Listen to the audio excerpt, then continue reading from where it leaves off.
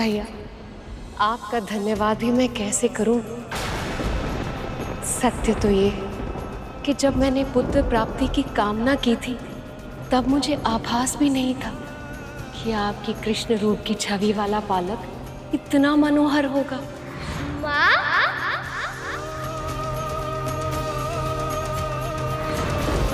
वो तो सच में इतना नटखट है, इतना मनमोहक है। जब मैं उसकी आंखें देखती हूँ, जब मैं उसका मुख देखती हूँ, तो मुझे इतने सुख का आभास होता है जिसकी मैं कल्पना भी नहीं कर सकती।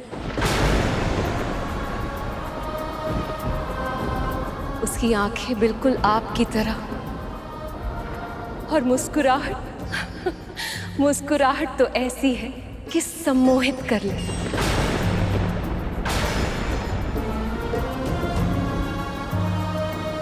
पता है, जब उसने मुझे पहली बार माँ कहकर पुकारा था तो मेरे हृदय को पूर्णता का आभास हो, ऐसा आभास जैसा मुझे पहले कभी नहीं हुआ।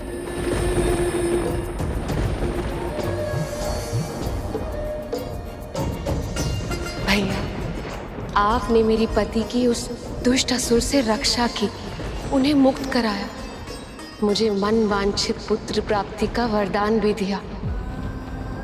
अब मेरी आंखें मेरे महादेव को देखने के लिए तरस रही हैं प्रभु। मेरे कान उनके मुख से पार्वती सुनना चाहते हैं, और मैं चाहती हूँ कि अपने पुत्र को उनसे शीघ्र से शीघ्र मिलाऊं,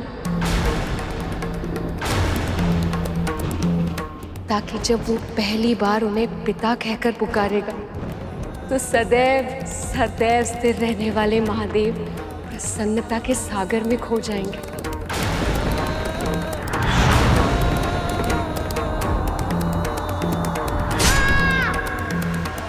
पर वो है कहाँ?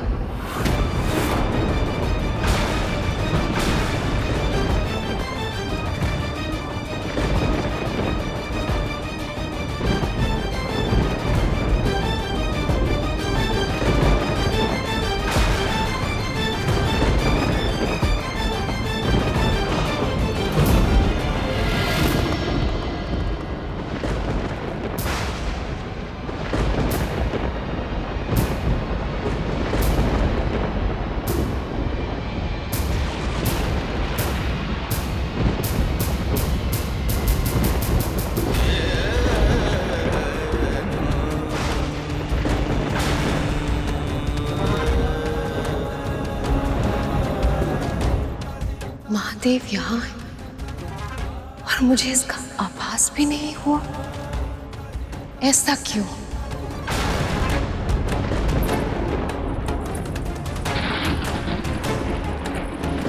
महादेव, आप मुझसे मुख फेर कर क्यों खड़े हैं?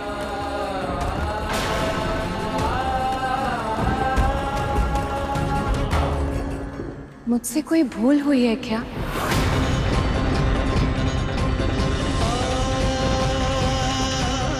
एक बार मेरी ओर देखिए तो सही।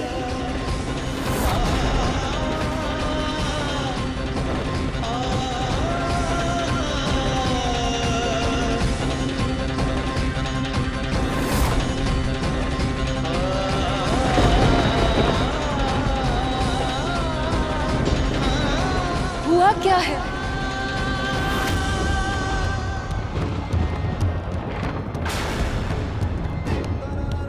जिस पार्वती को निहारे बिना आपको एक क्षण की शांति नहीं मिलती, आज आप उसको देखना तक नहीं चाहते।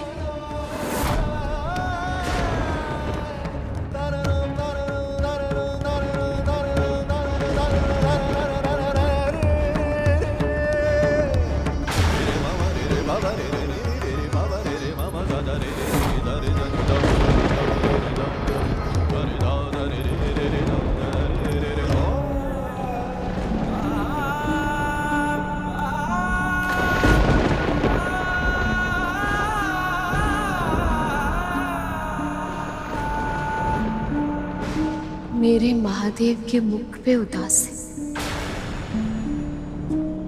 ये कैसे संभव है? हमेशा स्थिर रहने वाले महादेव आज विचलित क्यों हैं?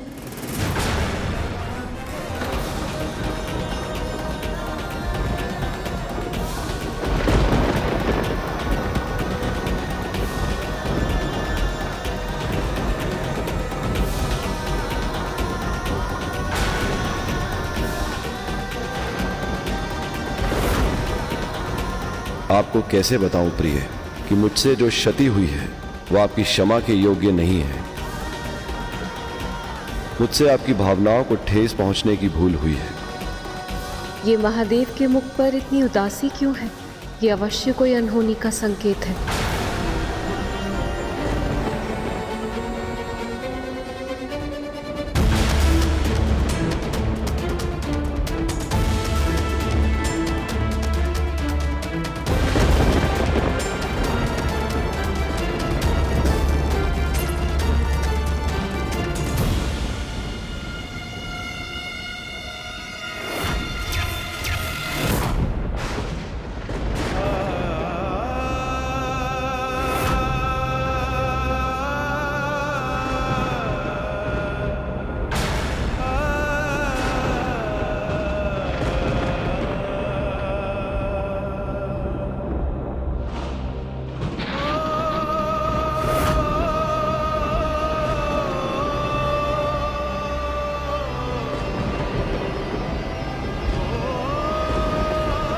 ये आपकी लीला है या कोई अनर्थ का संकेत है?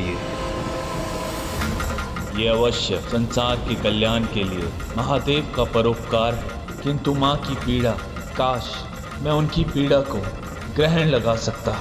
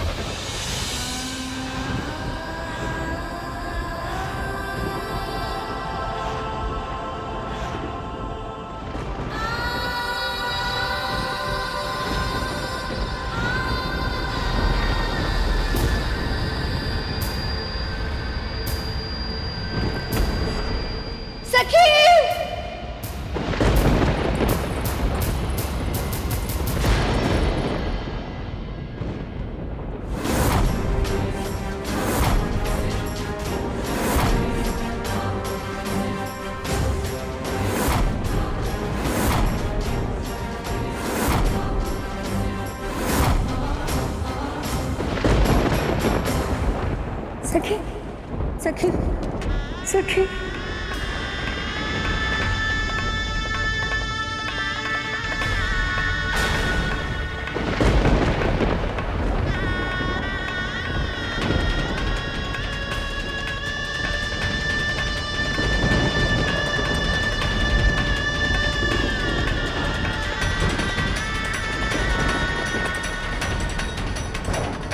सखी।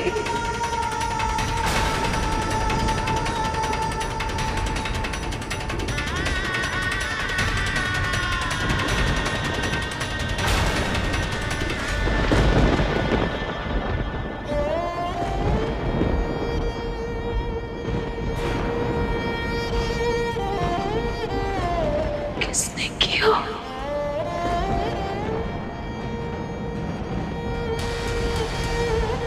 किसने किया?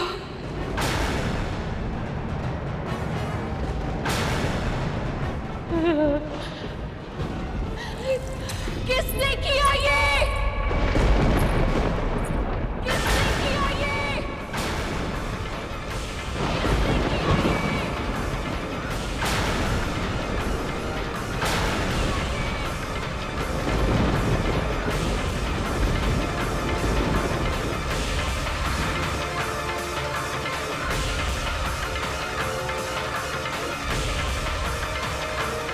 ये कथा सुनने के बाद जब हमारा मन इतना विचलित हो रहा है तो फिर वहां पार्वती पर क्या बीती होगी?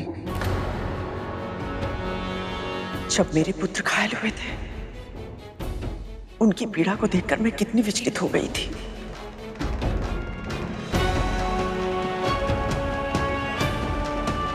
मैं समझ सकती हूँ कि देवी पार्वती की पीड़ा कितनी अधिक होगी।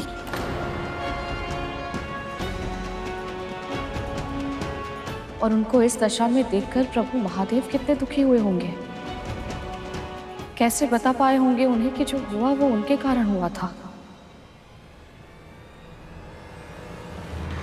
उत्तर दीजिए, किसने किया ये? महादेव, महादेव, आप मौन क्यों हैं? किसी ने आपके होते हुए हमारे पुत्र को हमसे छीन लिया और आप शांत हैं। क्यों महादेव? उत्तर दीजिए, कौन है वो अत्याचारी?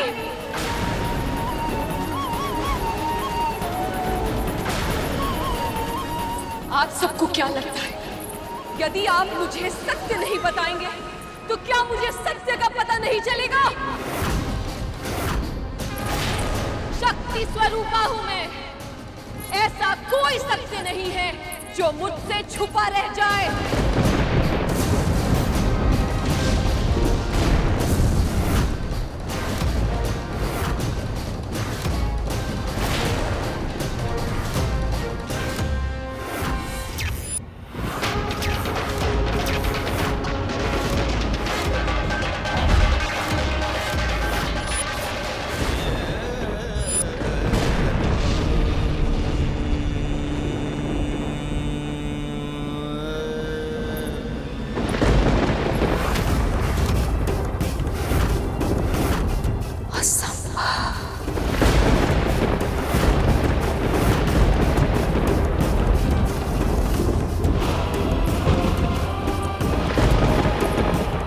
महादेव, आप अपने पुत्र के साथ ऐसे कैसे कर सकते हैं?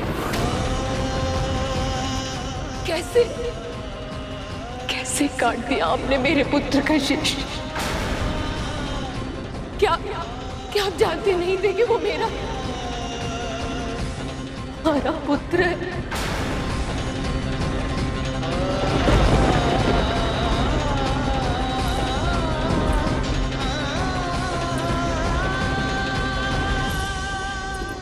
वो पुत्र जिसे पाने के लिए मैं वर्षों से तड़प रही थी।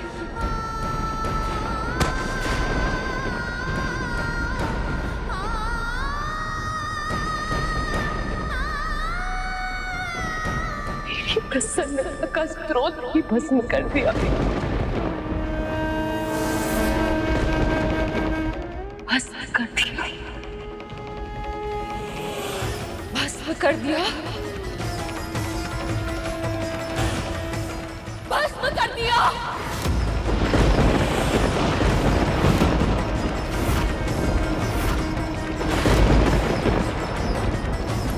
आदिशक्ति हूं मैं, महाशिव को मैंने अपना वर चुना था।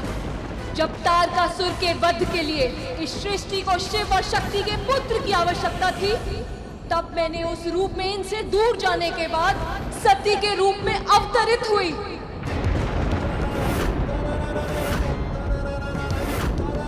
बहुत लंबी और कठिन तपस्या के बाद मुझे शिव मिले, लेकिन इससे पहले कि हमें पुत्र का सुख मिल पाता, मेरे पति के अपमान के कारण मेरे पिता दक्ष की यज्ञ की अग्नि में मुझे अपना दाह करना पड़ा।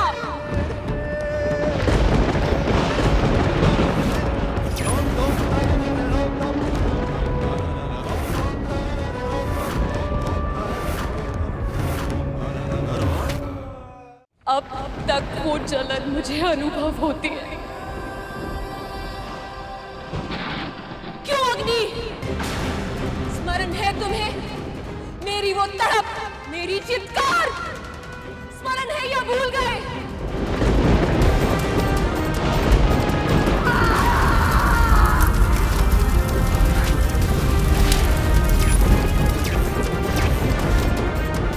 पर शिव से एक पुत्र की कामना मेरी उस भस्म में भी जीवित थी, और इसीलिए इन्हें पाने के लिए मैंने हिमालय पुत्री पार्वती बनकर फिर से जन्म लिया।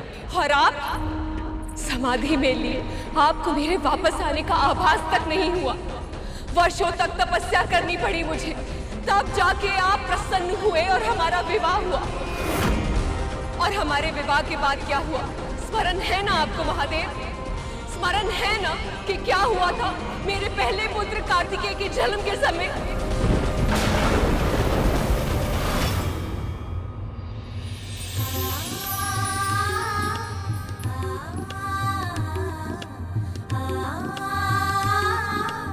पुत्र, आज से ये तुम्हारा अस्त्र होगा। प्रभु, अभी तो केवल ये बालक है। इसका जन्म ही तारका के वध के लिए हुआ है। पुत्र, प्राणियों की रक्षा के लिए तुम्हें भारत के दक्षिणी भाग में जाना होगा। जो आज्ञा पिताजी। प्रस्थान करो। आशीर्वाद दीजिए पिताजी, आशीर्वाद दीजिए मां।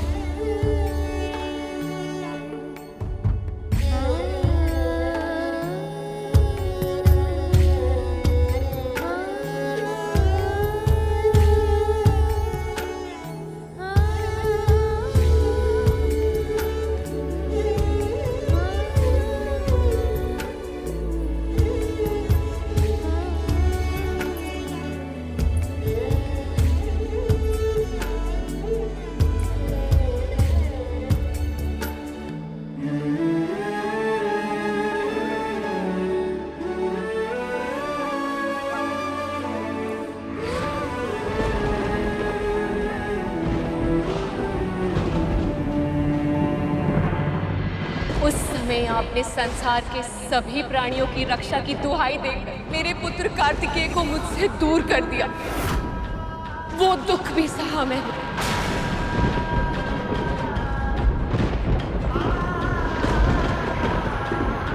पर मेरे मन में एक पुत्र को दुलार करने की इच्छा और भी अधिक प्रबल हो गई।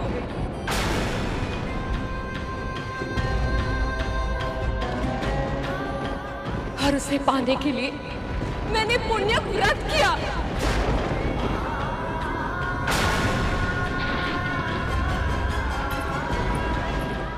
आपने तो स्वयं मुझे मनवांछित पुत्र का वरदान दिया था। फिर मेरा पुत्र मुझसे क्यों छिन जाने दिया प्रभु?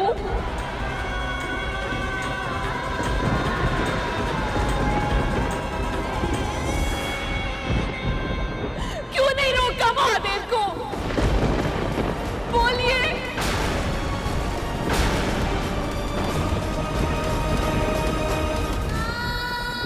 और आप ब्रह्मदेव, आपने भी कुछ क्यों नहीं कहा? या फिर आप कुछ करना ही नहीं चाहते थे?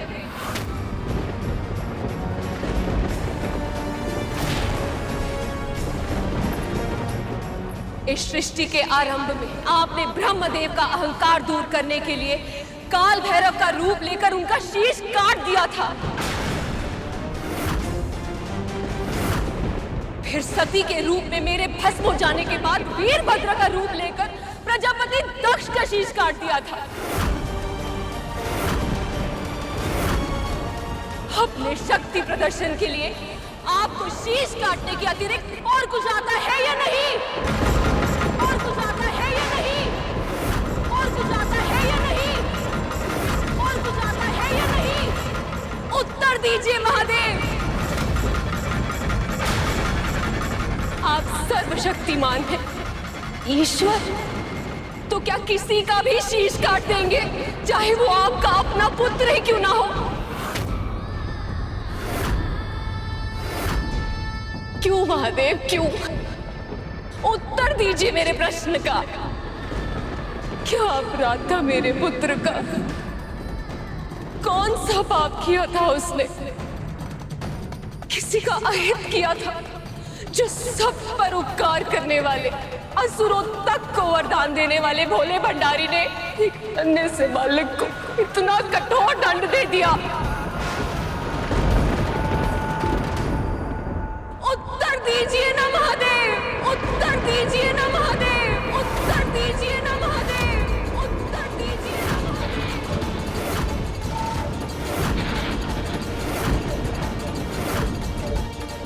मुझे माफ करना सखी, मैं आपके पुत्र को मृत्यु से बचा नहीं पाई।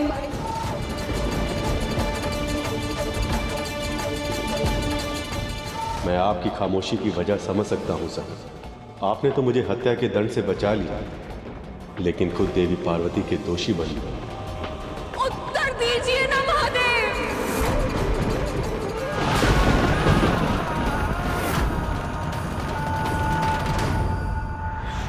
महादेव भी शांत थे।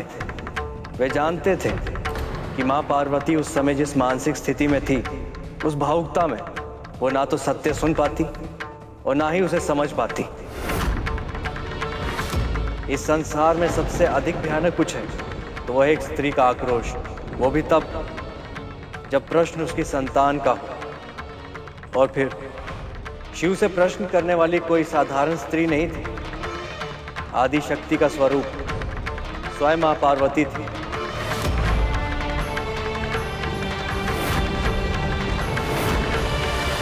और उनके क्रोध को बढ़ावा देना किसी के हित में नहीं था।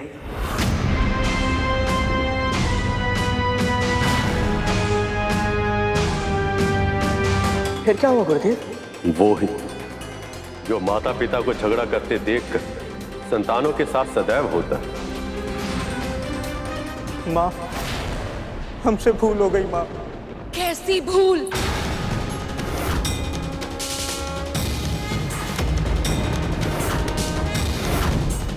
हमें नहीं पता था माँ कि जो बालक हमें कैलाश में प्रवेश करने से रोकने का प्रयास कर रहा था वो आपका पुत्र है।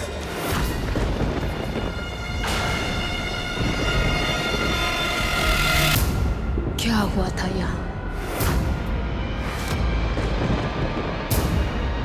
क्या हुआ था यहाँ?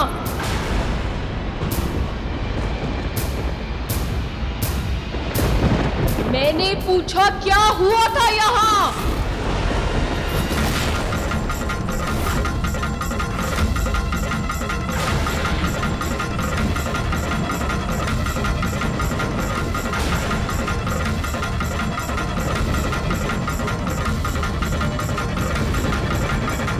माँ, इसने महादेव को भीतर जाने से रोका था।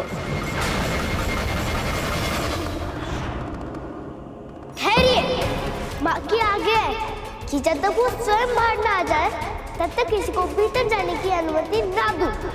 हमारे विरोध करने पर हमसे युद्ध करने लगा। अब तुम्हें दंड देना ही होगा।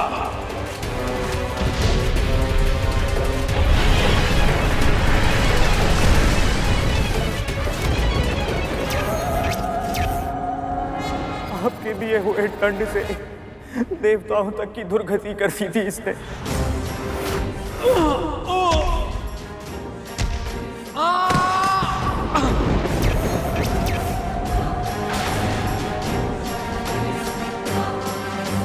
जब ब्रह्मदेव और प्रभु नारायण ने इसे रोकना चाहा, इसने उन्हें भी अपमानित किया।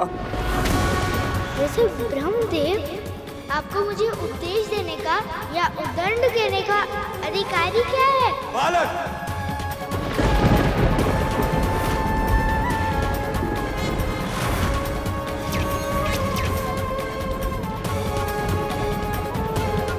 महादेव आए और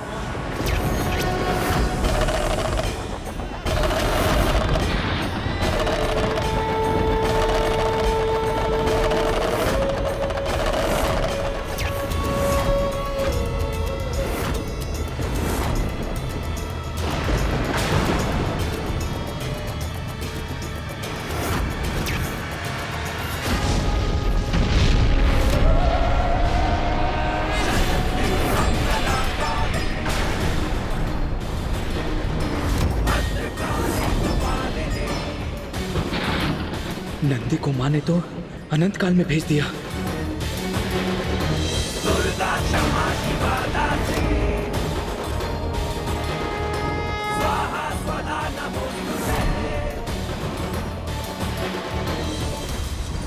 यदि मेरे पुत्र ने मेरे कहने पर आप सबको कुछ क्षण के लिए भीतर प्रवेश नहीं करने दिया, मेरी आज्ञा का पालन किया, केवल इसलिए आप सब दिव्य पुरुष मिलकर उस नन्हे से बालक से युद्ध करने के लिए तत्पर हो गए,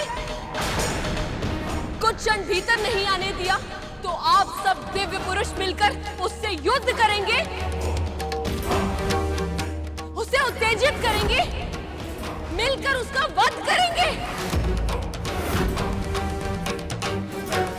यदि कुछ देर के लिए रोक रहा था तो रुक जाते। मैं पूजा समाप्त करके बाहर आने ही वाली थी। उस नन्हे से बालक की सच से परिचय करा देती, लेकिन इस पूरे संसार की धैर्य की परीक्षा लेने वाले स्वयं धैर्य नहीं रख पाए। क्या अपराध था उस बालक का? क्या इंद्र का पद मांग रहा था या ब्रह्मदेव का पद छीनना चाहता था वो?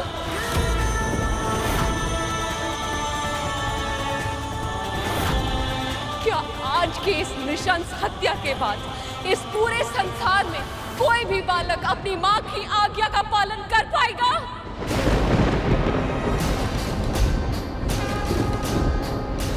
क्या इस पूरे ब्रह्मांड में कोई भी बालक अपनी मां के मुख से निकले हुए शब्द की रक्षा के लिए किसी के विरुद्ध खड़े होने का साहस जुटा पाएगा? साहस जुटा पाएगा? साहस जुटा पाएगा? साहस जुटा पाएगा?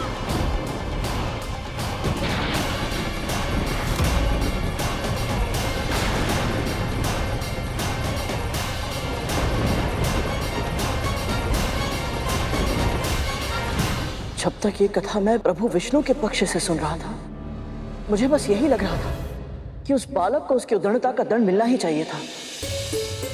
हाँ, तो अब जब मां पार्वती के दृष्टिकोण से सुन रहा हूं, तो मन विचलित हो रहा है गुरुदेव।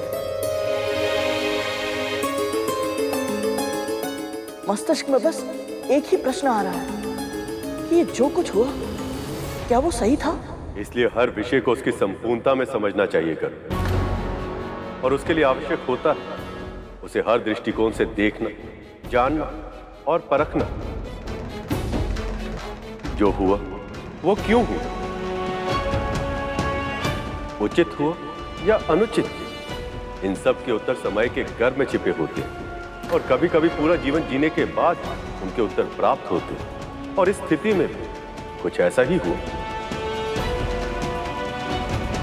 मां पार्वती का दुख अविश्वास से क्रोध, क्रोध से क्रंदन और क्रंदन से फिर रौद्र अवस्था में पहुंचने वाला था।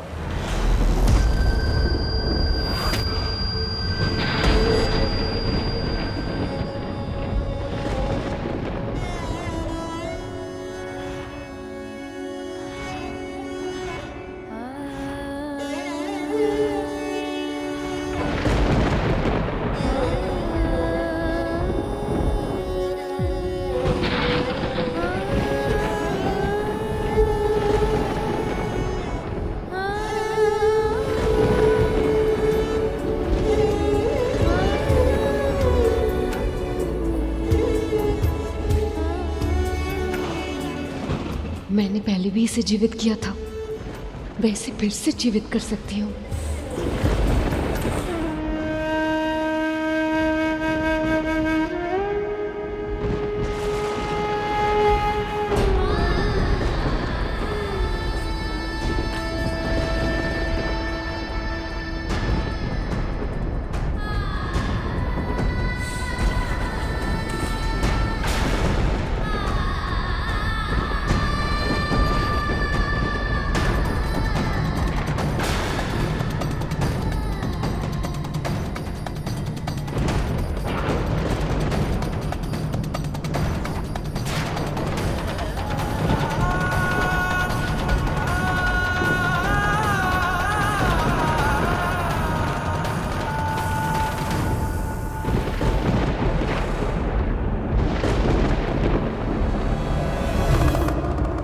असंभव प्रयास मत कीजिए प्रिय।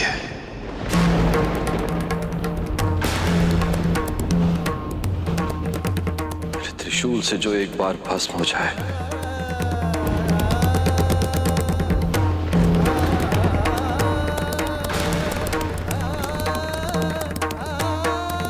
उसमें फिर से प्राण नहीं आ सकते।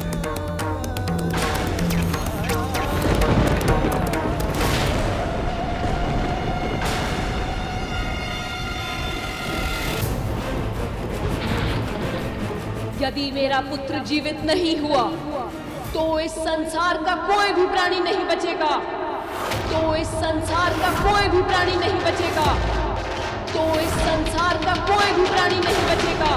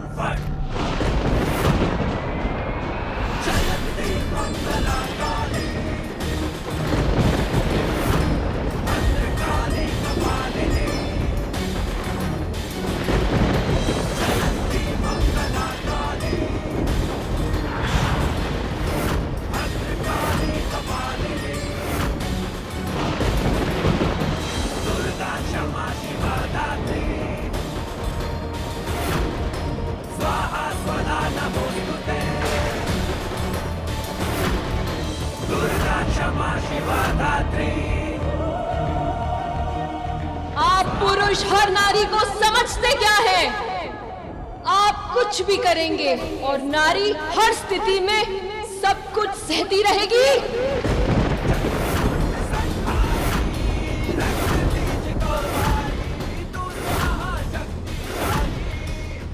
भ्रम में है आप।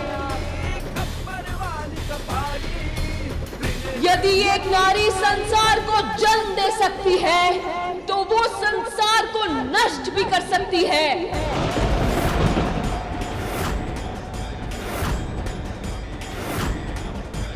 सबका विनाश होगा आज, सबका।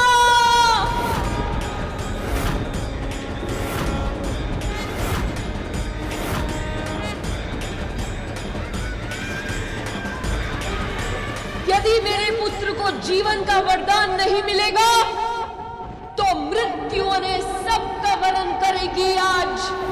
तो मृत्यु ने सबका वरण करेगी आज। तो मृत्यु ने सबका वरण करेगी आज। कोई शेष नहीं बचेगा।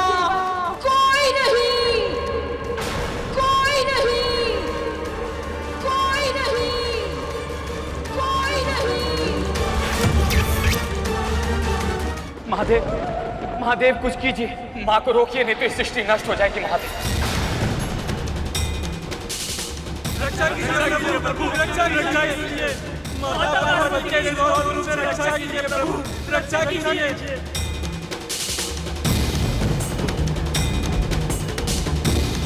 नारायण, जो आपके मन में है वही भय मुझे भी है ब्रह्मदेव।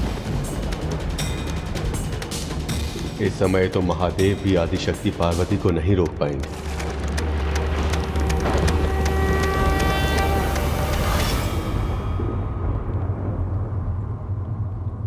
देव, अब आप ही अपनी सखी को समझाइए, रोकिए इन्हें।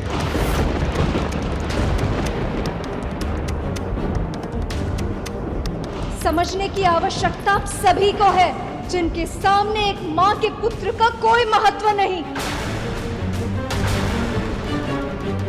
किंतु मेरे सामने महत्व है।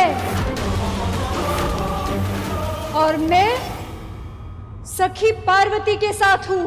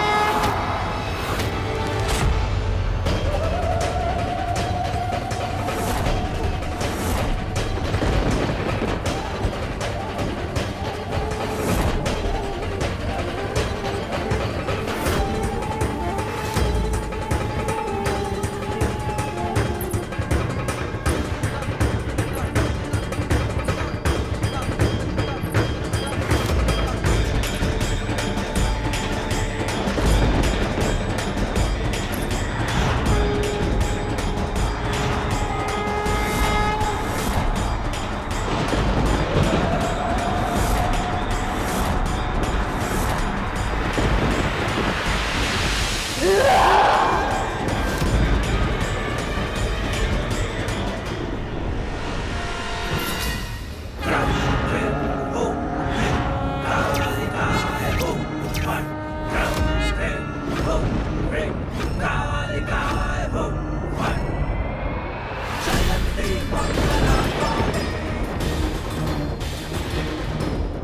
सभी देवताओं से अपने अत्याचार का प्रतिशोध लूंगी।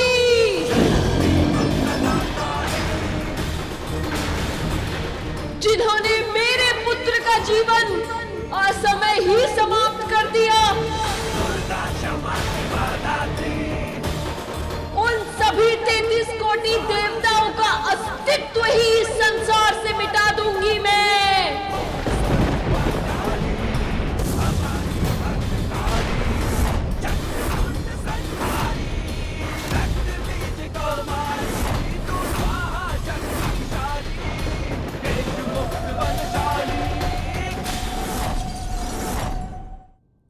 मां के उस रूप का वर्णन करने में मैं भी असमर्थ हूं। अपनी आंखों से देखकर, स्वयं उस ऊर्जा का साक्षी बनकर उनकी दिव्य शक्ति का अनुभव किया जा सकता है। एक सीधी सादी गाय अपने बछड़े पर संकट का आभास करते ही सिंह का सामना करने के लिए तैयार हो जाती, तो फिर वो तो आदि शक्ति है। उनकी शक्ति से ही यह संसार संचालित है। हम सब में उनकी शक्तियां हैं। तो फिर आदि शक्ति मां पार्वती अपने पुत्र की अकाल मृत्यु को कैसे सहन कर पाती?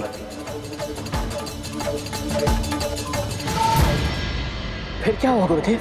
आवेश में कड़कती बिजली की तरह कौंधते हुए मां आदि शक्ति संसार के विनाश के लिए तत्पर हो गई।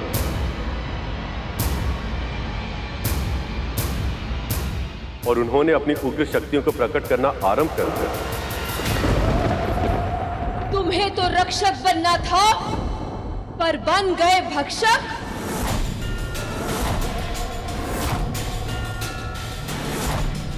इस संहार का आरंभ तुमने किया था, परंतु अंत अब मैं करूंगी। सबका भक्षण करूंगी मैं।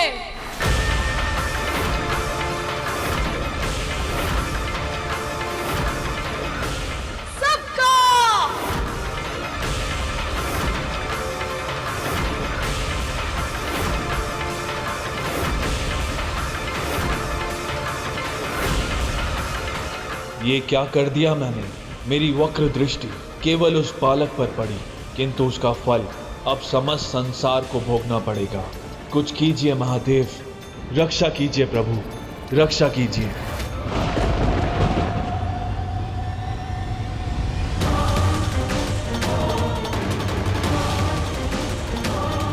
इस संकट से सृष्टि की रक्षा कीजिए प्रभु, रक्षा कीजिए।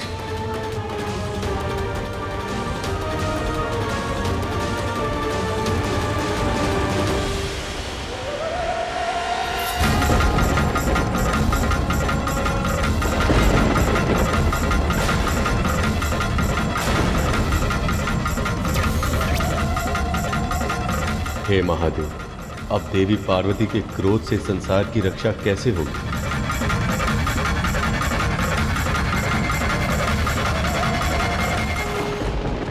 तुम्हें तो रक्षक बनना था, पर बन गए भक्षक।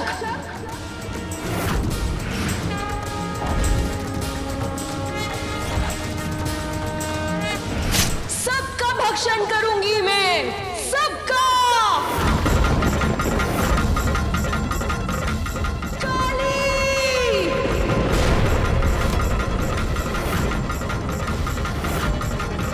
मां ने आह्वान की और क्षण भर में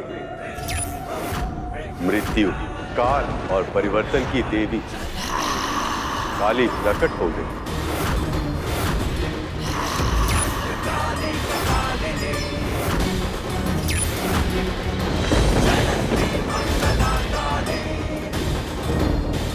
फिर मां ने आवाहन किया हल्के नीले रंग वाली देवी तारा का।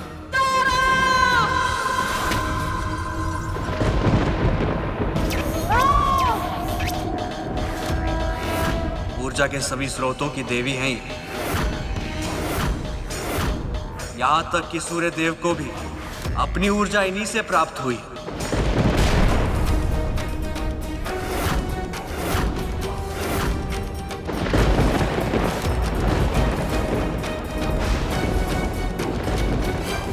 फिर प्रकट हुआ मां का वो रूप जिसे षोडशी और मां ललिता भी कहा जाता है। त्रिपुर सुंदरी। 10 महाविद्याओं में सबसे प्रमुख ये मां पार्वती का तांत्रिक स्वरूप है।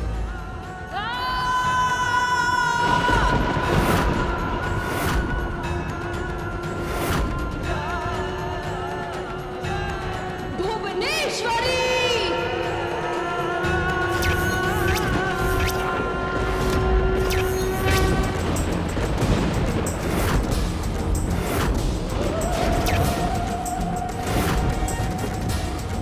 संसार में सभी का जन्म इन्हीं से हुआ है और अंत में सब कुछ इन्हीं में ही मिल जाता है।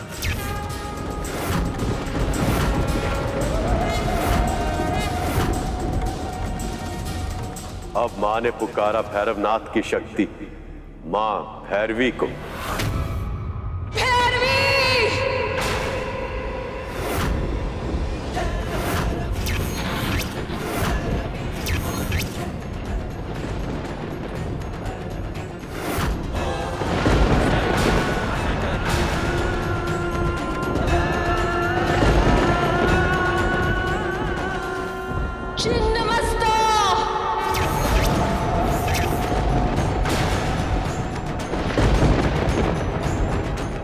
मां की पुकार सुनकर अब आई मां प्रचंड चंडिका, जो अपने ही हाथों में अपना ही कटा हुआ शीश धारण करती।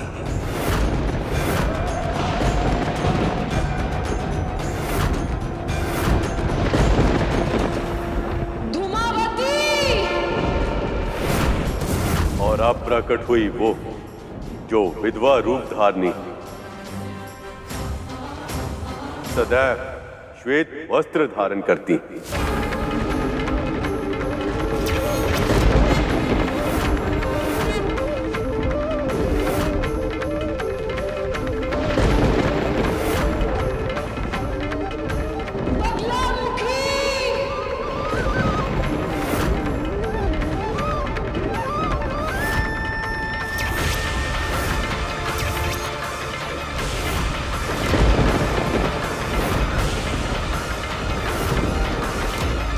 अब सभी के मन में भय का संचार करने प्रकट हुई मां पीतांबरा, देवी का उग्र स्वरूप, जो क्षण भर में ही अपने शत्रु को स्तब्ध अर्थात शक्तिहीन करने में समर्थ।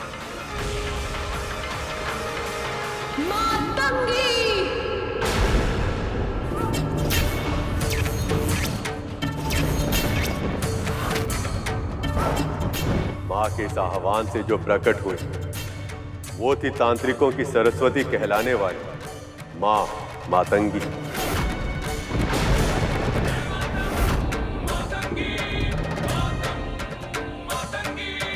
मां मातंगी सरस्वती स्वरूप।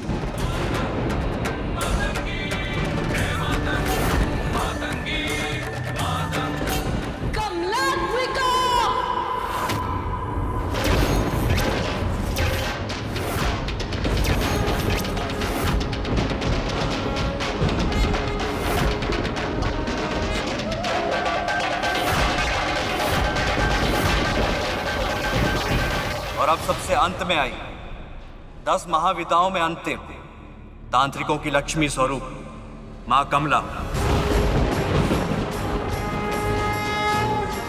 प्रिय लक्ष्मी का तांत्रिक रूप।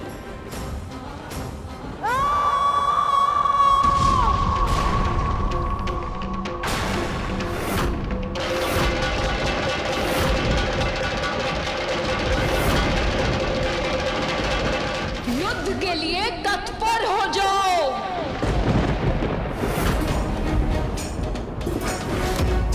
मेरे पुत्र के सामने, एक छोटे से बालक के सामने अपने आप को वीर समझ रहे थे। अब अस्त्र उठाओ और मेरा सामना करो।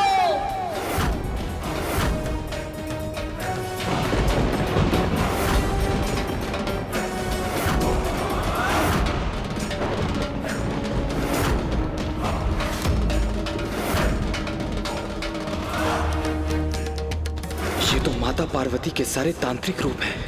इनसे युद्ध करना है तो सृष्टि के सारे देवताओं को मिल के करना होगा।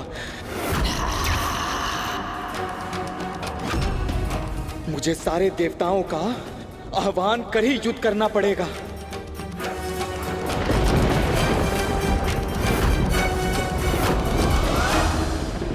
देवताओं, आक्रमण!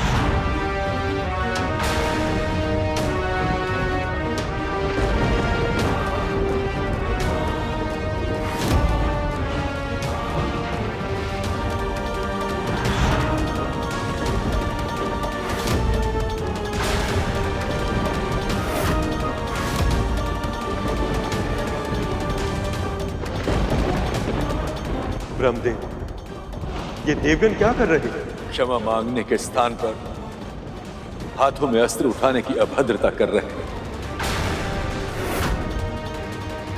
अब क्या होगा महादेव?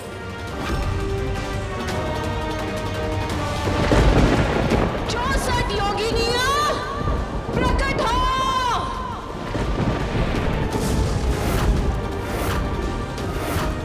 देवताओं ने अस्त्र उठाकर मां को और भी उग्र कर दिया।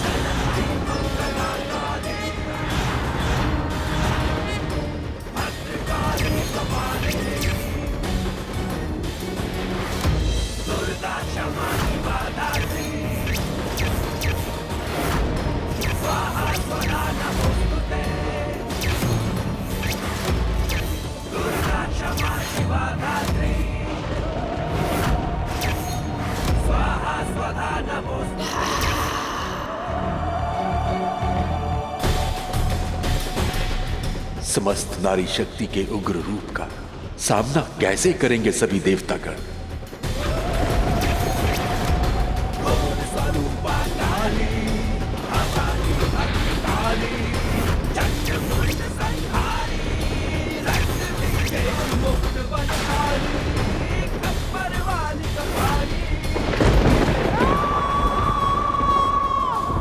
हे कमालात्मिका, आप लक्ष्मी स्वरूप और आपसे युद्ध मैं नहीं कर सकता।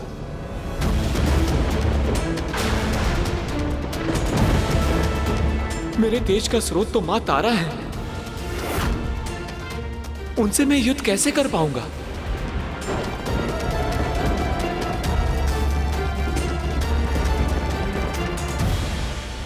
माँ दुर्गा, उनकी 10 महाविदाएं, 64 योगिनियां, नारीत्व की ऐसी महान शक्तियां हैं जिनका सामना करना किसी के लिए भी संभव नहीं है। शीघ्र ही देवताओं को इस सत्य का आभास होने लग गया था।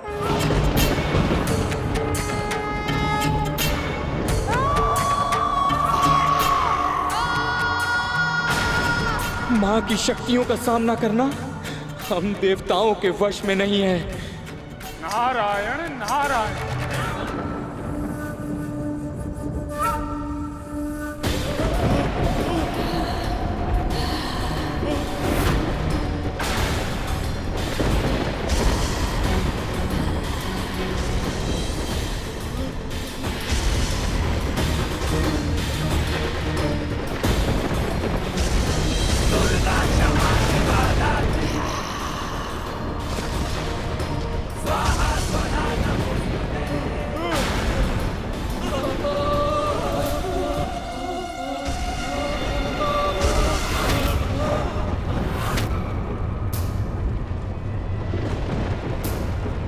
हम देवताओं को शीघ्र अति शीघ्र यहां से निकलना होगा।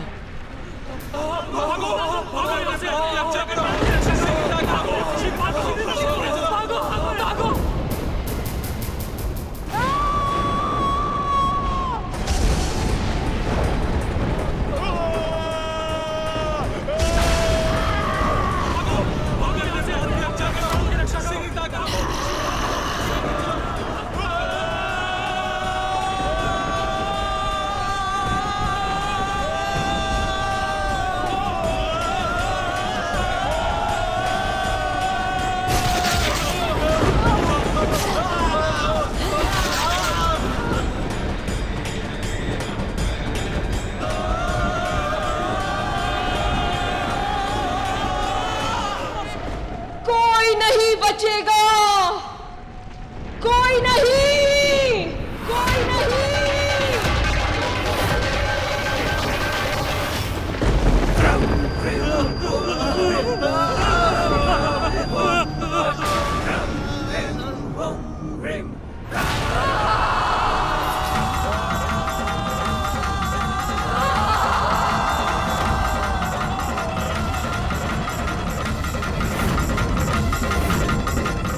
योगिनी और महाविद्याओं की शक्ति बहुत अधिक है।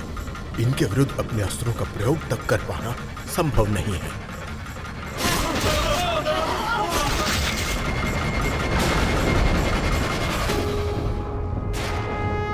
युद्ध भूमि से देवताओं का भागना शोभा नहीं देता। बूढ़ा तन है, मुख पर झुर्रियां पड़ी हैं। इन्हें तो मैं अपने वेग से क्षण भर में उड़ा दूंगा।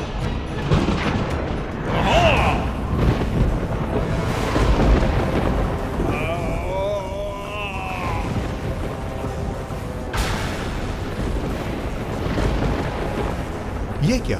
मेरी शक्ति का तो इन पर कोई प्रभाव ही नहीं हो रहा है।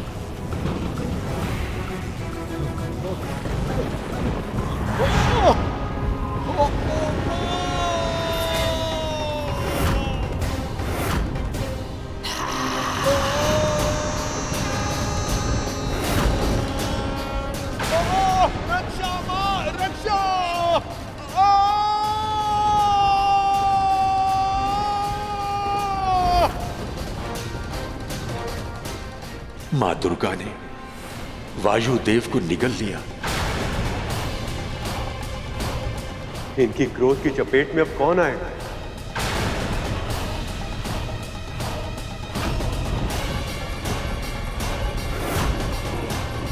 इतनी तीव्र गति से कहां भाग रहे हो वरुण देव?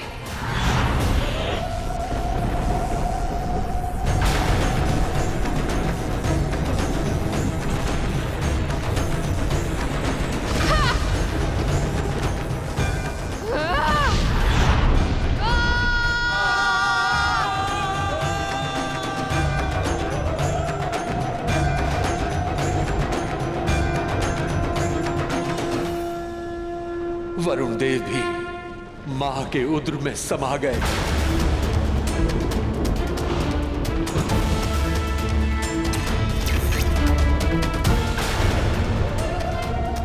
मां छिन्नमस्ता, मुझे क्षमा कर दीजिए। मुझे प्राण दान दे दीजिए मां।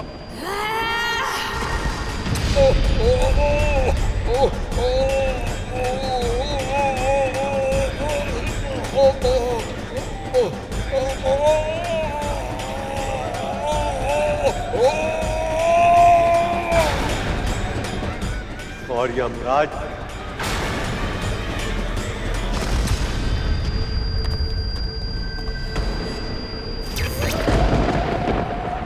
इतनी शीघ्रता क्या है अग्नि? मां भुवनेश्वरी,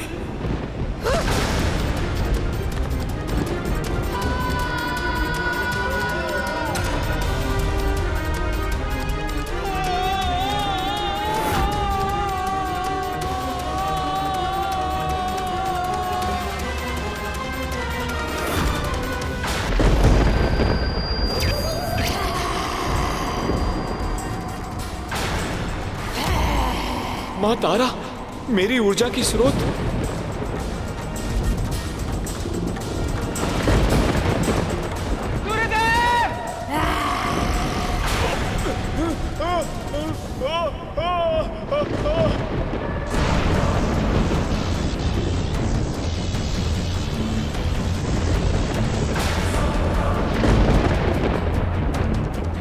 मेरा वज्र।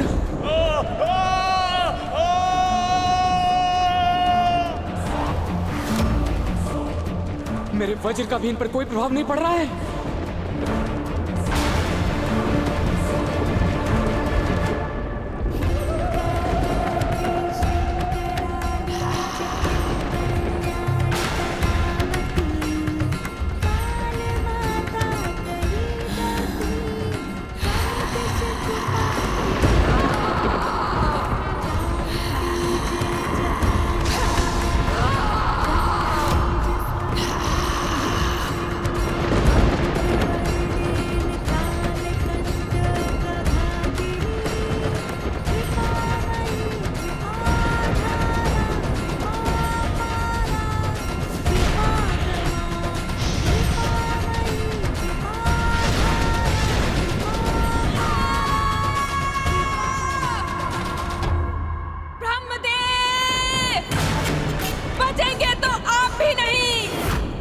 मातंग,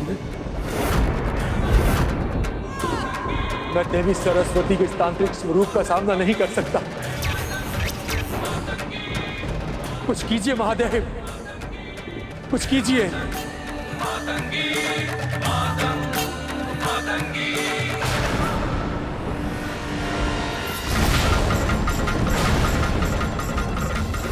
कमलात्मिका,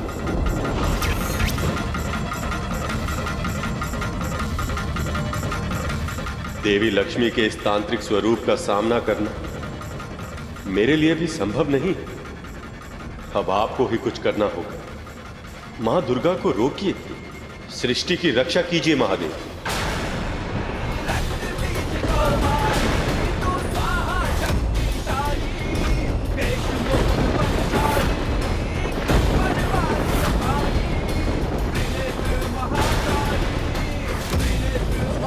सर्वशक्तिमान सर्वव्यापी दुर्गा का क्रोध इतने प्राणों की बलि लेकर भी शांत नहीं हुआ है।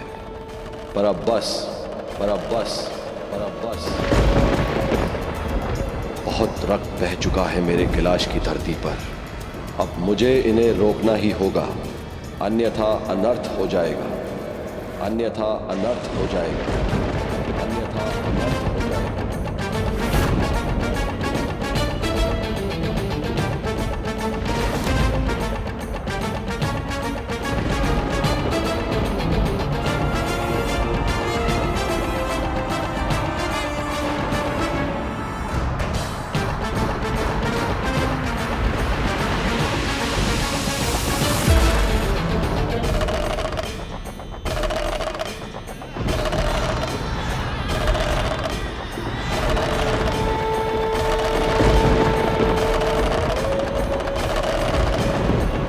अभी तो शक्ति के विरुद्ध स्वयं शिव खड़े हो गए, अब तो विनाश निश्चित है।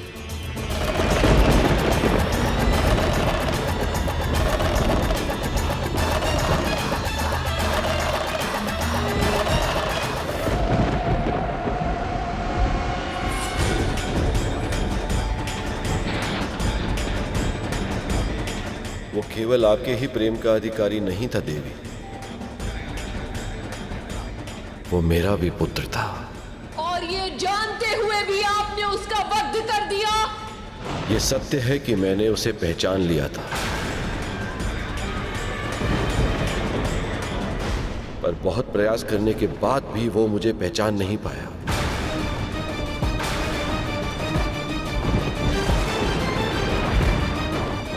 पिता के हाथ संतान के हाथ को थामकर चलना सिखाते हैं।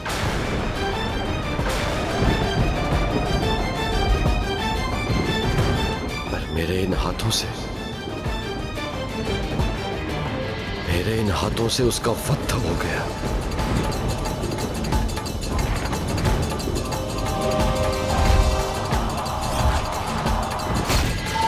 मैं विवश था। आप और विवश? किसमें सामर्थ्य है इतना महादेव? किसने विवश किया आपको?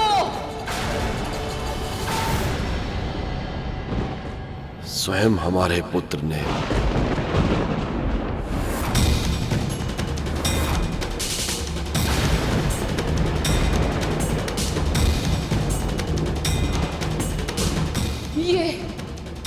ये संभव नहीं है। आपने मुझ पे आरोप लगाया था ना देवी कि मुझे शीश काटने के अतिरिक्त और कुछ आता भी है या नहीं। मैंने कभी केवल शीश नहीं काटा, सदैव उसमें छिपे अहंकार को काटा है।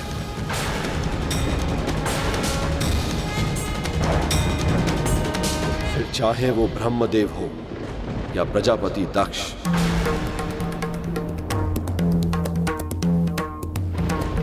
हमारे पुत्र के भीतर भी अहंकार उत्पन्न हो गया था। वो अहंकार जिसके कारण वो अज्ञानता के अंधकार से बाहर ही नहीं निकल पा रहा था।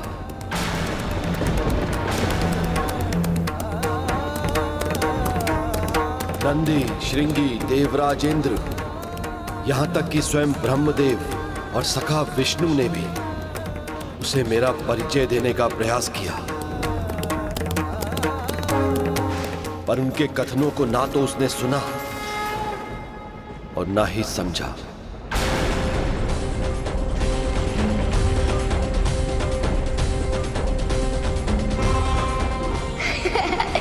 जाकर जल में अपना प्रतिबिंब देखो, कोई भिक्षु या 2 रुपये रखते हो? बालक, तुम्हारी उद्दंडता अब सीमाएं तोड़ रही है।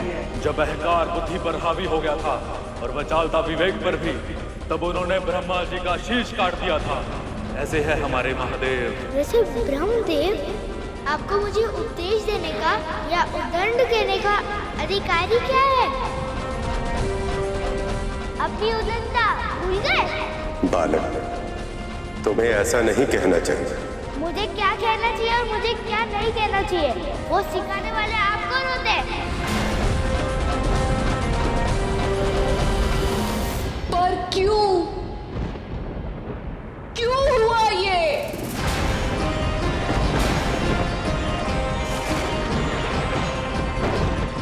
देवी,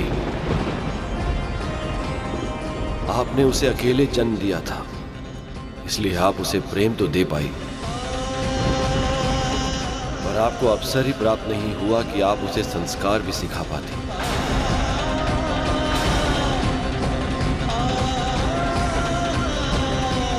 और बिना संस्कारों के अहंकार दूर होना यह संभव नहीं था। वो अपनी शक्ति के अभिमान में अपने तन से इतना जुड़ चुका था कि अपनी आत्मा के भीतर झांक ही नहीं पा रहा था।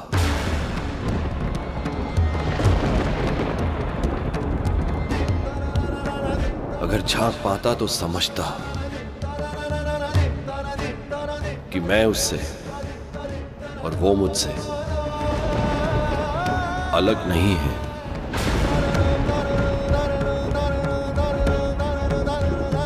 एक ही तो थे हम दोनों।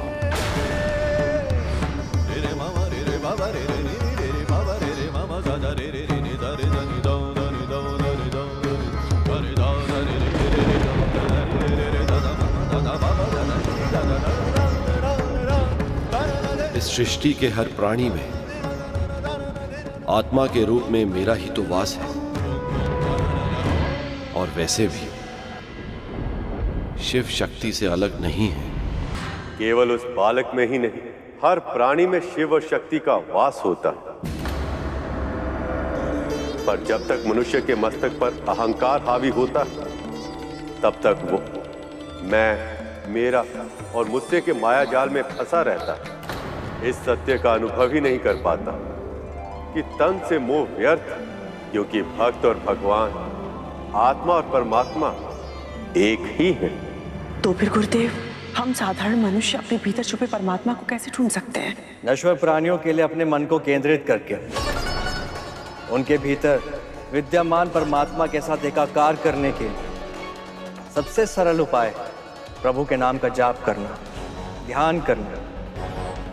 ध्यान व्यक्ति को स्वयं के समीप लाता है और इस प्रक्रिया से वह अपने आप ही परमेश्वर के निकट पहुंच जाता है। जब महादेव ने इस तरह समझाया तो माँ ने क्या कहा गुरुदेव? क्या वो भगवान शिव की बात मान गई? यही प्रश्न वहां पे उपस्थित सभी देवताओं और प्रभु विष्णु के मन में भी कौंध रहा था।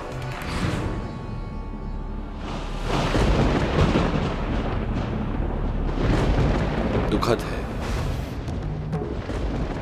पर सत्य यही है देवी।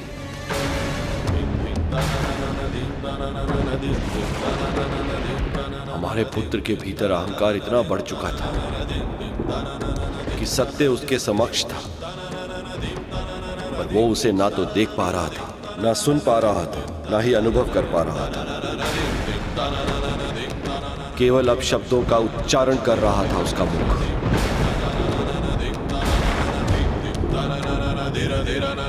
इसी अहंकार से उससे मुक्त करने के लिए मुझे उसका शीश भस्म करना पड़ा।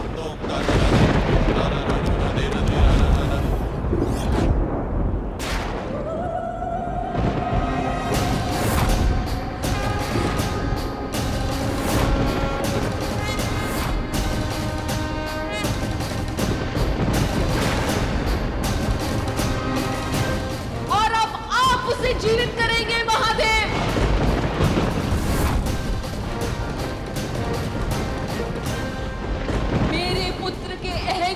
का समाप्त होना आवश्यक था, पर उसका अस्तित्व ही समाप्त हो जाए, ये मुझे स्वीकार नहीं है महादेव।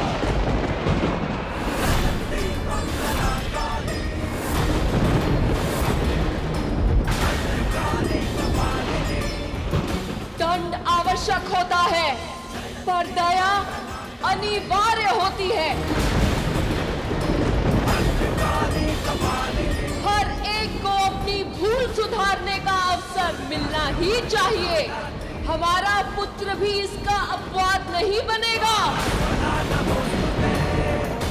आपको उसे जीवित करना ही होगा महादेव।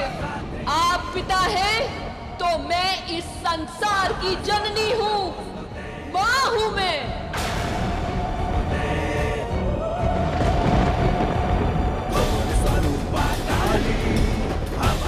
यदि मां ही प्रसन्न नहीं होगी तो इस पूरे संसार में उदासीनता फैल जाएगी।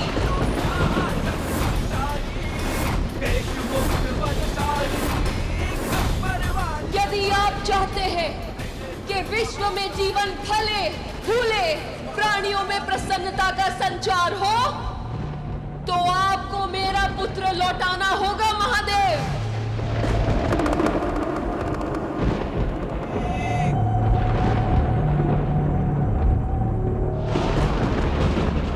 ऐसा ही होगा। आपको आपका पुत्र अवश्य मिलेगा।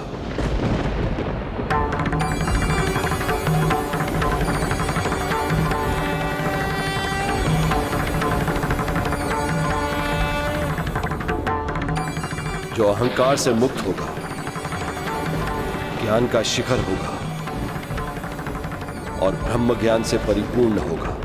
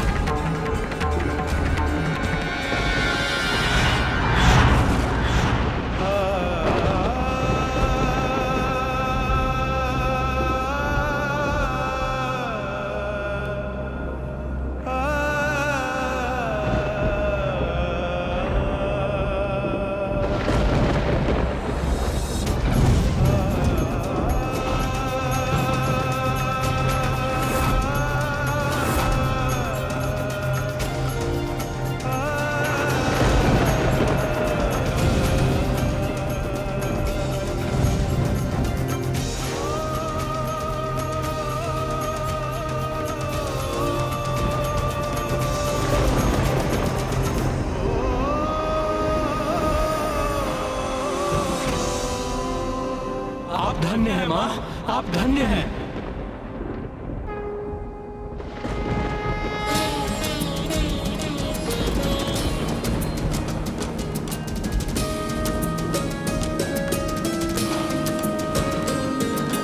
दुर्गमा दुर्गमा लोका दुर्गमात्म स्वरूपिणी, दुर्गमार्ग प्रदा दुर्गम विद्या दुर्गमाश्रिता, दुर्गम ज्ञान संस्थाना दुर्गम ध्यान वासिनी, दुर्गमोहा दुर्गमदा दुर्गमार्ग स्वरूपिणी, दुर्गमा सुरसहंत्री दुर्गमायुधधारिणी, दुर्गमांगी दुर्गमता दुर्गम्या दुर्गमेश्वरी, दुर्ग भीमा दुर्गभामा दुर्गभा दुर्गधारिणी, दुर्ग भीमा दुर्गभामा दुर्गभा दुर्गधारिणी, नमो वैष्णवास्तु मया मामा मानवः,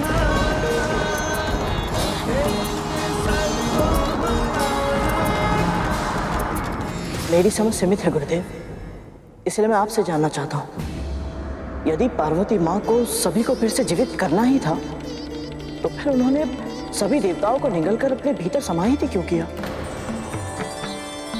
क्योंकि हमारी संस्कृति और हमारे धर्म का सबसे बड़ा गुण ही यही है कि हमारे यहाँ दया करने वाले भगवान और दंड देने के लिए शैतान भिन्न भिन्न नहीं। जो माँ अपनी संतानों को अपराध करने पर कठोर दंड देती, वही माँ भूल सुधारने पर उन पर दया भी करती।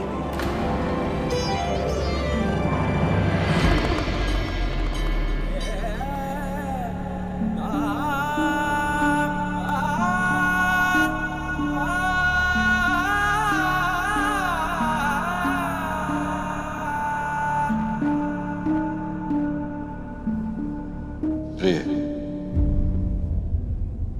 विश्वास कीजिए, देव ऋषि नारद ने आपके पुत्र को दीर्घायु होने का आशीर्वाद दिया था। और आप तो जानती हैं, एक महर्षि का आशीर्वाद कभी व्यर्थ नहीं जाता। इस बालक का जन्म जितना विशेष है, इसका जीवन भी उतना ही विशेष है। और मुझे पूरा विश्वास है, इसकी जीवन यात्रा बहुत ही रोचक और दीर्घ होगी।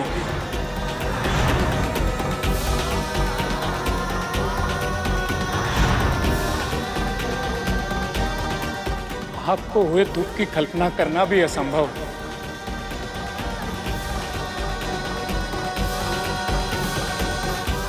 मां, महादेव,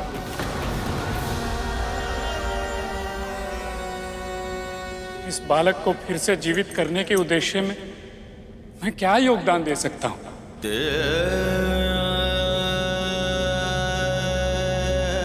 इसका वही निर्दोष मुस्कुराता हुआ मुख देखने के लिए जो भी आवश्यक होगा मैं वो सब करूंगा। बस आप। ये संभव नहीं है।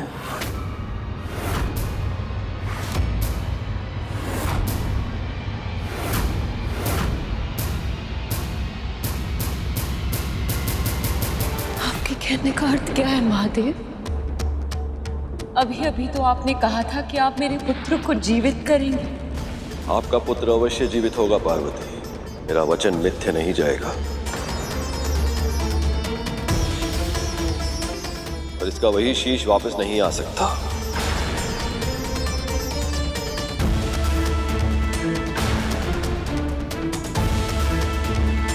इसका शीश मेरे त्रिशूल से भस्म हुआ है। और सांसारिक नियमों के अनुसार मेरे त्रिशूल से जो एक बार भस्म हो जाता है, उसमें फिर से प्राण नहीं आ सकते।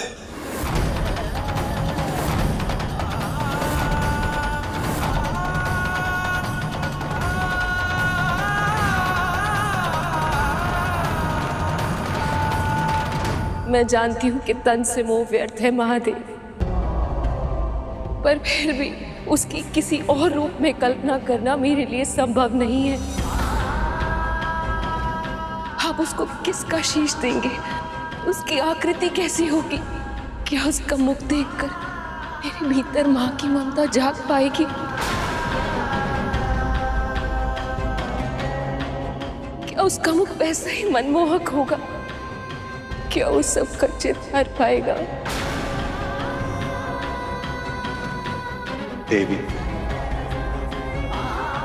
आप महादेव पर विश्वास कीजिए। ये भी पिता, ये वही करेंगे जो उनके हित में होगा।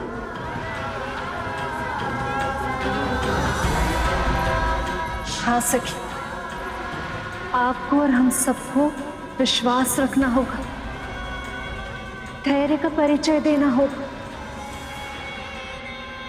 ताकि महादेव अपने कार्य पर ध्यान केंद्रित कर सके।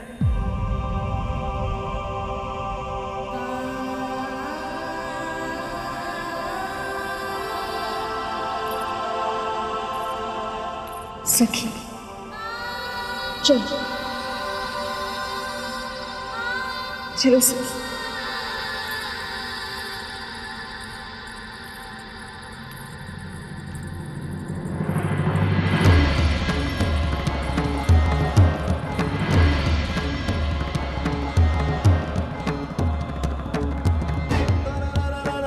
महादेव, अब हमें क्या करना होगा? हम इस मृत बालक के तन को स्वच्छ करके इसके तन को नया शीश स्वीकार करने के लिए तैयार करेंगे। देवराज इंद्र,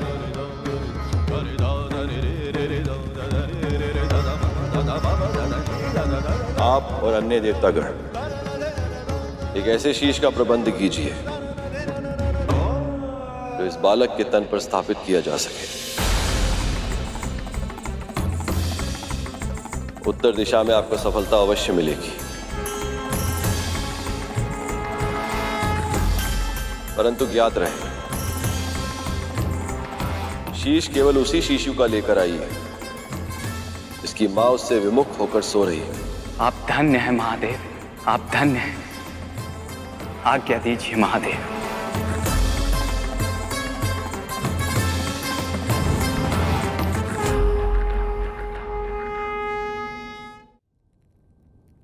परंतु गुरुदेव, महादेव ने ऐसे बालक का ही शेष क्यों मांगा जिसकी मां उससे विमुख होकर सो रही हो?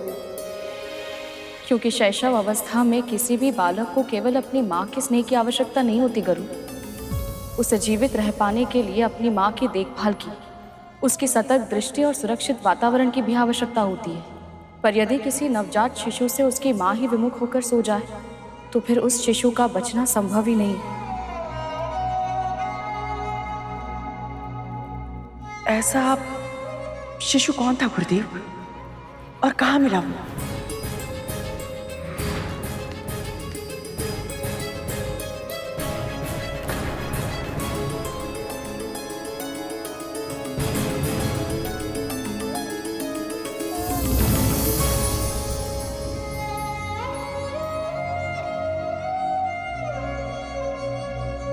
मानवों में तो एक भी मां ऐसी नहीं है जो अपने संतान से विमुख हो जाए। कहां मिलेगा ऐसा शिशु?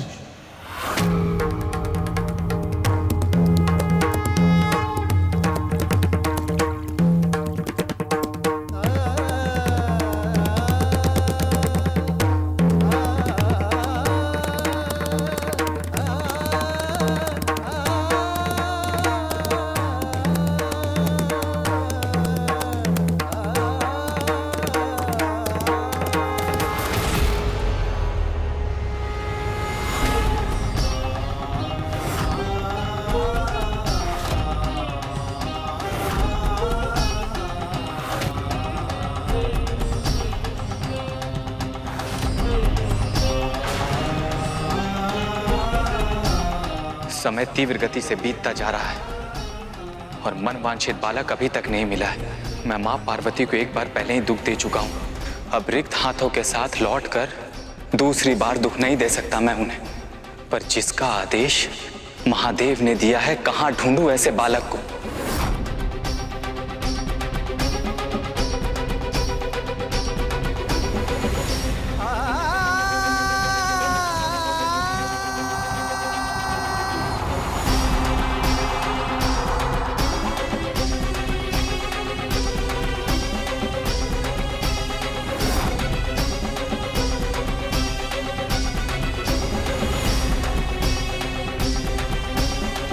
अब तो बस यही आशा कि देवताओं को किसी ऐसे बालक का शीश मिल जाए जिसकी मां का सर उसके विपरीत दिशा में हो। अन्यथा देवी पार्वती का क्रोध यदि पुनः जागृत होगी तो संसार का अंत निश्चित है।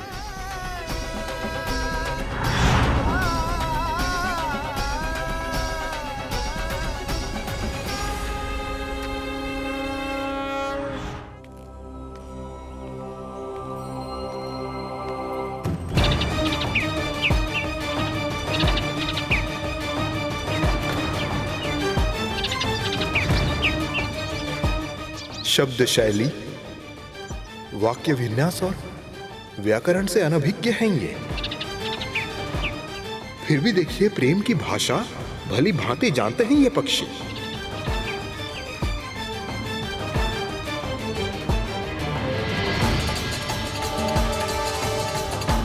माएं अपनी संतान को केवल तैरना नहीं सिखा रही है, जीवन के कठिन पथ पर संघर्ष का अभ्यास भी करवा रही है। ऐसे में अपनी संतान से विमुख होने का प्रश्न ही नहीं उठता। पर यदि ऐसी कोई मां हमें नहीं मिली तो कैसे जीवित होंगे पार्वती नंदन?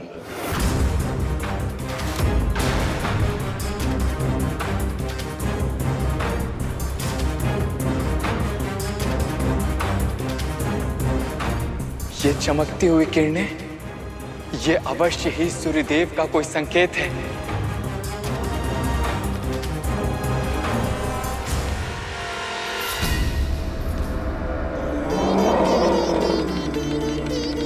मिल गया वो बालक जिसकी मां उससे विमुख होकर सोई है। पर ये क्या इस हाथी के शिशु का चुनाव करना उचित होगा?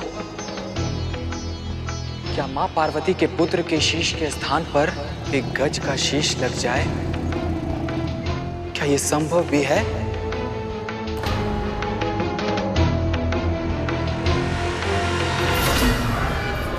संदेह की आवश्यकता नहीं देवराज।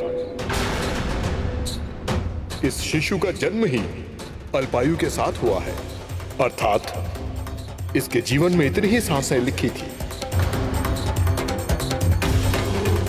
महादेव इसके शीश का उपयोग अपने पुत्र को जीवित करने के लिए अवश्य ही करेंगे। आगे बढ़िए यमराज, आगे बढ़िए और अपना कार्य पूरा कीजिए।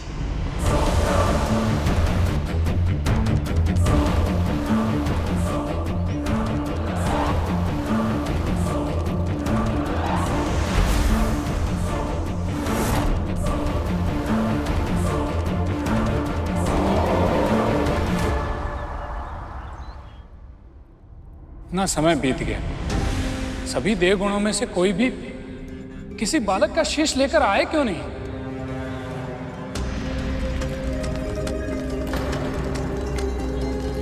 देवराज,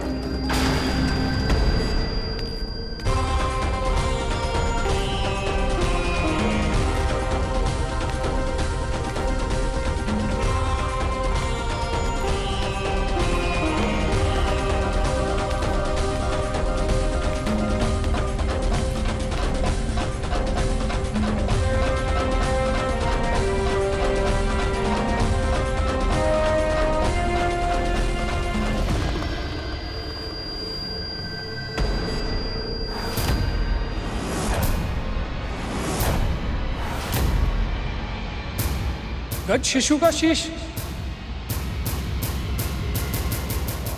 महादेव, इस शीश को बालक के धड़ पर स्थापित कौन करेगा? अश्विनी कुमारों के अतिरिक्त ये कार्य करने की क्षमता किसी में नहीं है ब्रह्मदेव।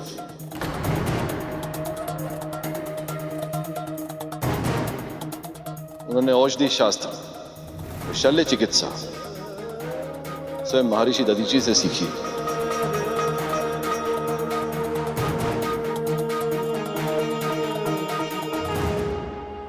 हे अश्विनी कुमारों, हम त्रिदेव आपका आवाहन करते हैं, कृपया प्रकट हो।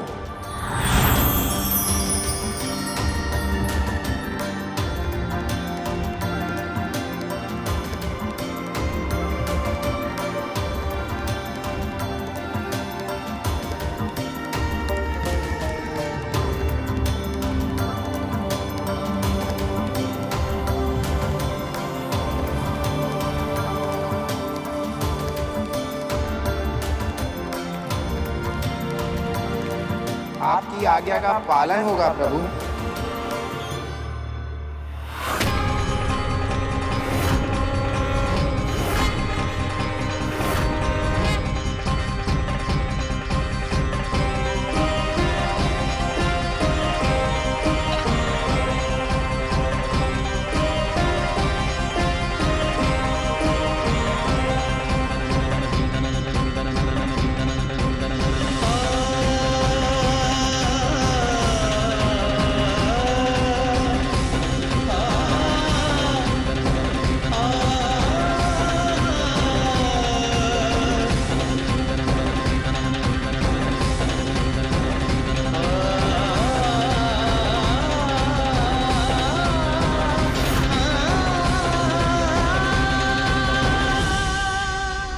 हमने अपनी विद्या से इस शीश को धड़ के साथ जोड़ तो दिया है महादेव, परंतु इसे प्राण देने की शक्ति हमारे पास नहीं है।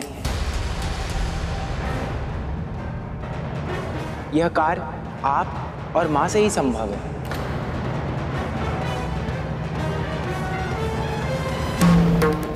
हमारे पुत्र को नया शीश मिल गया है प्रिय, पर इसे जीवन देने के लिए मुझे आपके शक्ति की आवश्यकता है।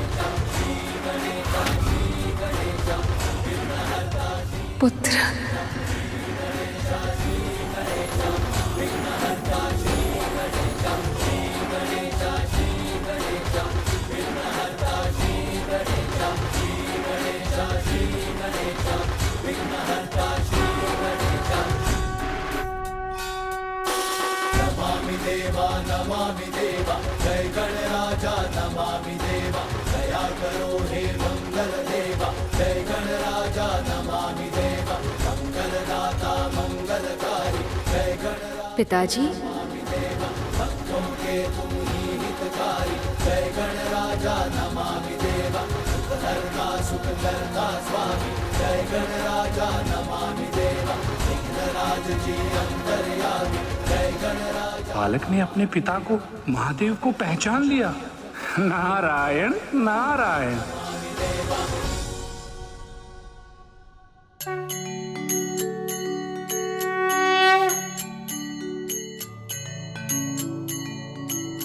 आप केवल मेरे पिताश्री ही नहीं, साक्षात परब्रह्म के स्वरूप हैं। सभी ने मुझे समझाने का प्रयास किया था, पर मैं समझ ही नहीं पाया। अपनी मूर्खता में आपका कितना बड़ा अनादर किया मैंने। मुझे क्षमा कर दीजिए पिताश्री। अपने अतीत को स्मरण करके अपने वर्तमान को दुखी मत करो पुत्र। विनम्रता के गुण से युक्त होकर तुम्हारा नया जीवन हुआ है। अब तुम और भी ज्ञानवान हो। सृष्टि के रचयिता और पालनहार को भी पहचान नहीं पाया मैं।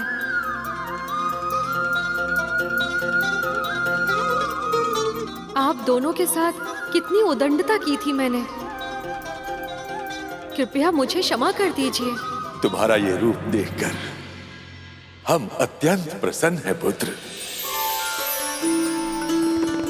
तुम्हारे कर्म, वचन और व्यवहार के कारण तुम्हारी मां को सदैव तुम पर असीमित गर्व होगा।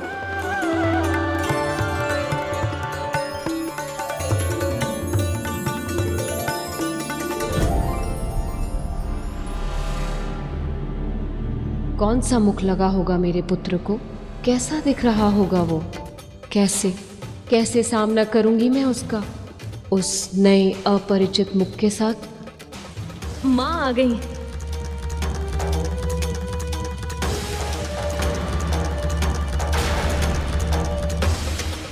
ये जानकर ही माँ कितनी चिंतित हो गई थी कि उनके पुत्र को किसी और प्राणी का शीश लगेगा। अब जब वो ये देखेंगे कि इसे दूसरा शीश मनुष्य का नहीं हाथी का लगा है, तो कैसा अनुभव करेंगी वो, कैसी प्रतिक्रिया देंगी वो। और यदि उन्होंने इस बालक को इस नए स्वरूप में स्वीकार नहीं किया तो कितनी पीड़ा होगी इसे।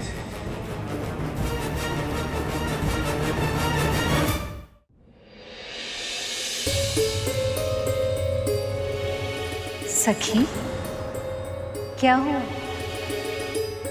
मेरा मन इतना आशंकित क्यों हो रहा है सखी? क्योंकि आप माँ हैं और इस परिस्थिति में आशंका और भय ये स्वाभाविक है सखी। पर हमें पूरा विश्वास है, जब आप अपने पुत्र के मुख को देखेंगी तो आपकी आशंका, आपका भय पूरी तरह निर्मूल सिद्ध होगा।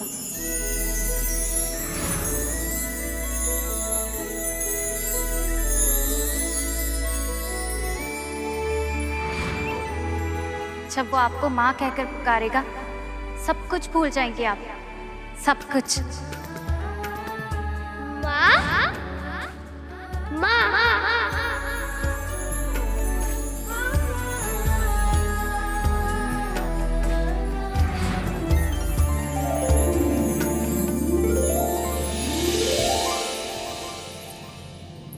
पुत्र, पुत्र,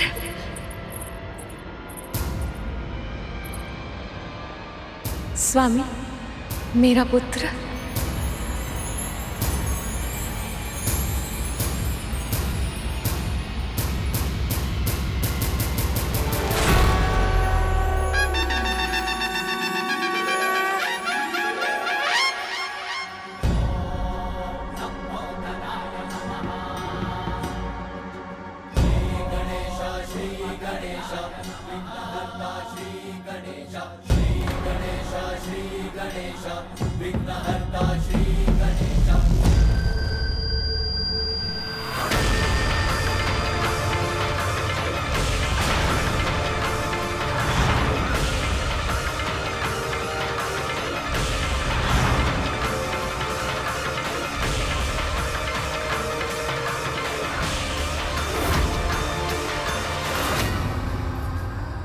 देवी पार्वती ने अपने पुत्र का नया मुख देखकर उसे मुंह फेर लिया।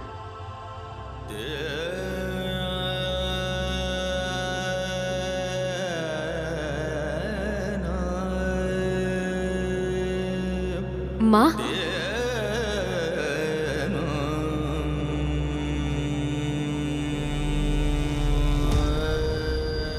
मेरा पुत्र। हाँ माँ, मैं आपका ही पुत्र हूँ, आपके हृदय से जन्मा हूँ।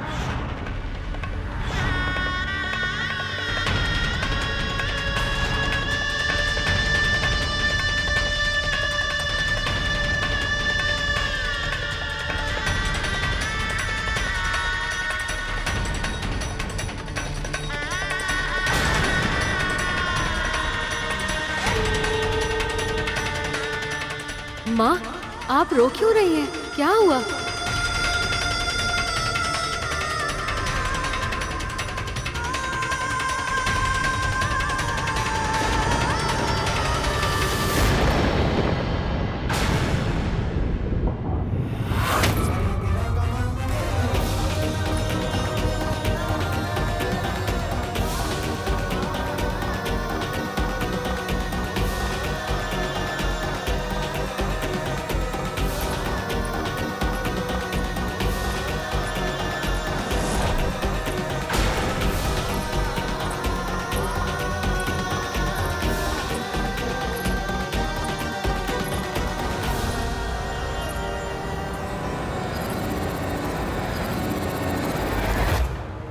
इस बात का भय था वही हूँ। देवी पार्वती ने अपने पुत्र का नया रूप स्वीकार नहीं किया। ये क्या? माता पार्वती ने अपने ही पुत्र से मुंह फेर लिया। कहीं उनका क्रोध पुनः जागृत ना हो जाए।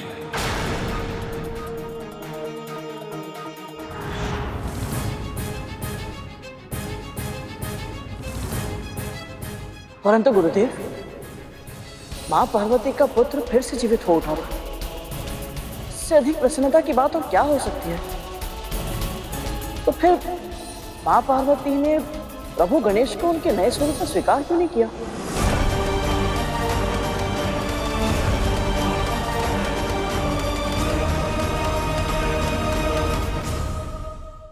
क्योंकि अतीत की स्मृति होती ही ऐसी, जब कोई उसमें डूब जाए तो उसे अपना अतीत अपने वर्तमान से भी अधिक अच्छा और सुंदर लगने लगता है। माँ पार्वती भी इसी भावना का अनुभव कर रही थी। तो फिर वो अपने इस अंतर्द्वंद से बाहर कैसे निकल पाई गुरुदेव? माँ पार्वती अपने पुत्र को उसके नए स्वरूप में स्वीकार कर पाती, इसके लिए पहले उस बालक को अपने नए स्वरूप को पहचानना और उसे पूरे मन से स्वीकार करना आवश्यक था।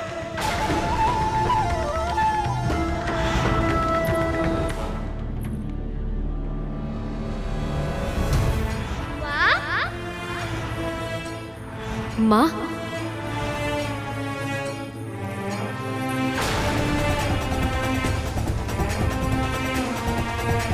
सखी, पर अकेली क्यों है ये? माता का पुत्र कहाँ है?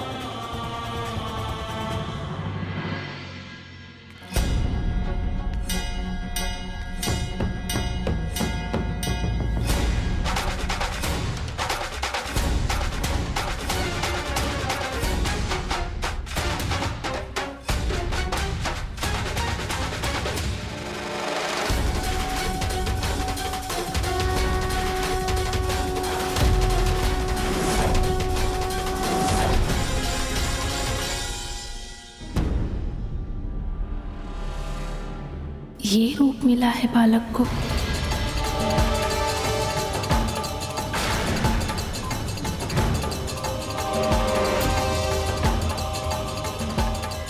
तो इसलिए मौन है माँ।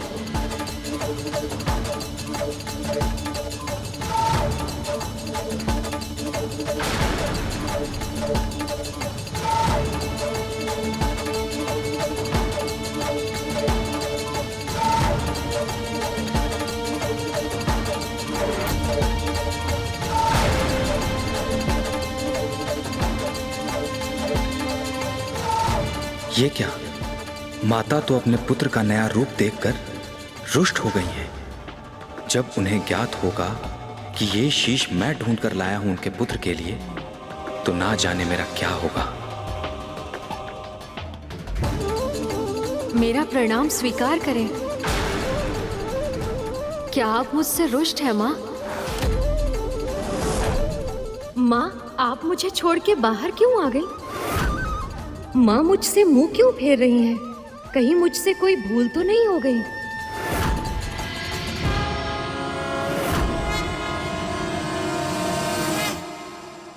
पक्षीराज गरुड़ के साहस भरे कारनामे देखने के लिए चैनल को सब्सक्राइब करें और साथ ही बेल आइकॉन दबाना न भूलें।